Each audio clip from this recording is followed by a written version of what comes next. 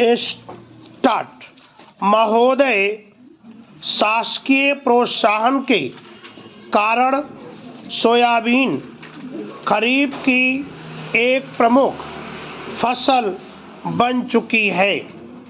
पिछले 25 वर्षों में सोयाबीन कृषि के अंतर्गत इसका क्षेत्र विस्तार सन 1970-71 के 0.3 हेक्टेयर की तुलना में वर्ष 1995-96 में 48.50 लाख हेक्टेयर से बढ़ चुका है और सन 2000 तक इसका फैलाव 73 लाख हेक्टेयर तक करने के भरपूर शासकीय प्रयास हो रहे हैं। हमारे देश में कृषि भूमि का विस्तार तो हो नहीं सकता, ऐसे में परंपरागत रूप से उगाई जा रही फसलों का ही स्थान सोयाबीन ले रही है।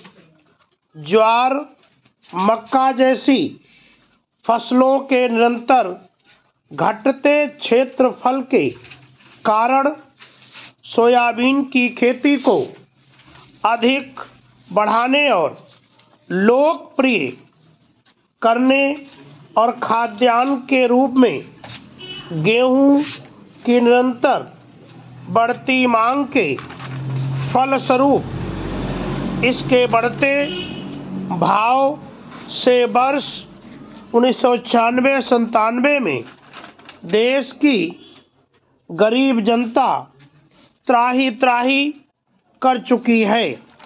भारत सरकार भी इस गंभीर स्थिति का आकलन कर 40 लाख टन गेहूं विदेशों से आयात करने को विवश हुई।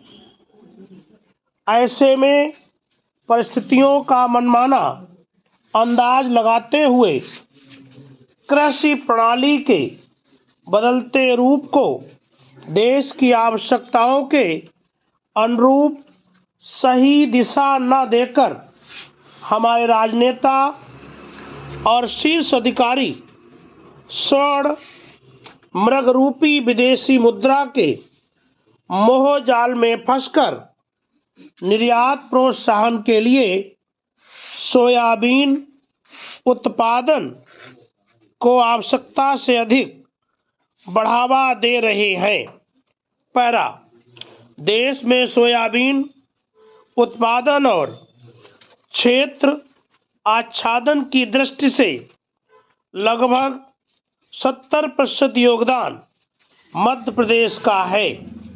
मालवा, मध्य भारत महाकौशल से ज्वार, मक्का जैसी परंपरागत फसलें सिमट गई हैं और अब धान उत्पादन क्षेत्र छत्तीसगढ़ की बारी है, जहां प्रदेश शासन का 1 लाख हेक्टेयर क्षेत्र में सोयाबीन के फैलाव की योजना बना रहा है।